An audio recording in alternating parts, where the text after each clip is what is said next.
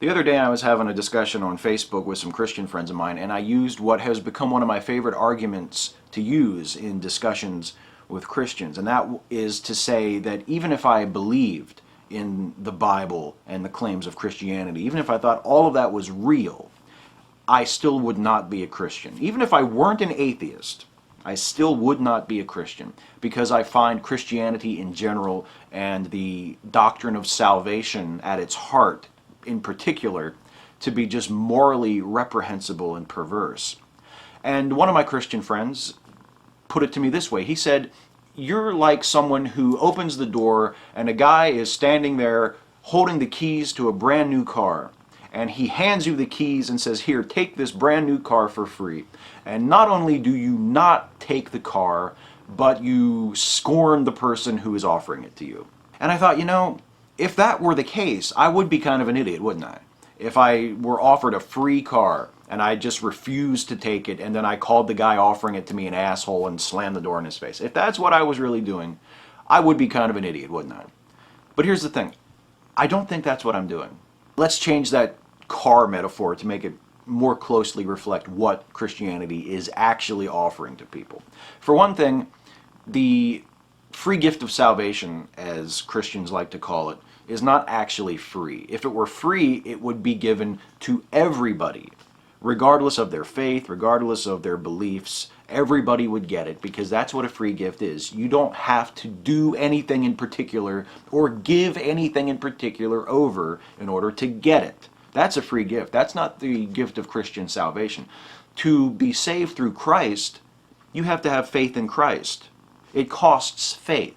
So I think that we need to alter the metaphor a little bit to reflect this. So I say, instead of a guy, and the guy will represent God, let's say, instead of God showing up at your doorstep and offering you the keys to a new car, you have to go and pick the keys up at another location that's far, far away. Maybe it's across town. You have to drive all the way over there in the car that you have and pick up the keys to the brand new car. That will represent your act of faith. That's what the gift costs. You have to go and get it. But that's not the only thing about the story that we have to change. We also have to consider how God got the car in the first place. He hired someone to kill his own son, and then he collected the life insurance policy, and he used that to buy the car that he is now offering to you. Because Christian salvation is bought through the blood of Christ. God doesn't just decide to forgive everybody out of the kindness of his heart. He has to sacrifice Jesus first. And we reflect that in our news story by having God put a hit out on Jesus for the life insurance. Okay, so that's the second alteration. The third alteration is, what happens if you just don't want to take the car? Because that's not really an option for you. You go down to the place where you have to pick up the car, which was paid for by the life insurance money from the murdered Jesus that God put a hit out on. And if you decide after learning all that you just really would rather not take this car, what's going to happen is one day you're going to go out in the morning to go to work or to go to the store or whatever, and you're going to start the car that you've been driving, and it's going to explode. And you're going to die in a horrible fiery death, and you're going to burn for a long, long, long time. Now, would this necessarily reflect poorly on God?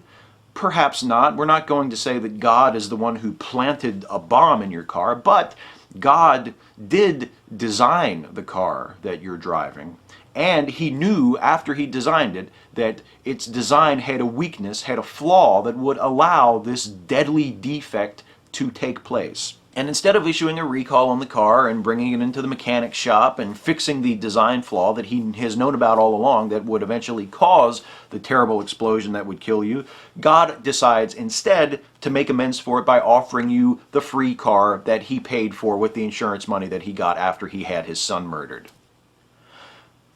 That to me is a much more apt metaphor for the offer of Christian salvation than God shows up at your door offering you the keys to a new car and you just slam the door in his face because you're just that much of a stubborn asshole.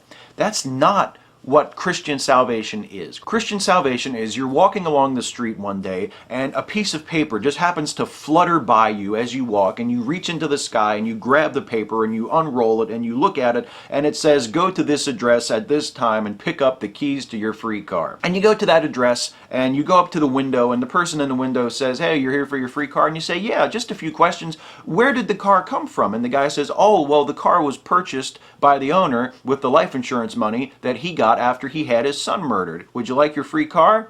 And you say, no, you know what, I'm just going to pass. I'm not going to take the free car that was bought by the blood money from the guy's murdered son. That's cool, thanks, but no thanks. And you drive home in your old car and you go about your life, and then a few years later you walk out in the morning to go to work, you get into your old car, you start it up and it explodes and you die. That is the offer of Christian salvation. Not a free gift offered to you by some guy on your front doorstep, but a gift that some people happen to find out about, that they go to pick up only to learn that it was paid for with murder money. And if they don't take the gift, they die in a fire.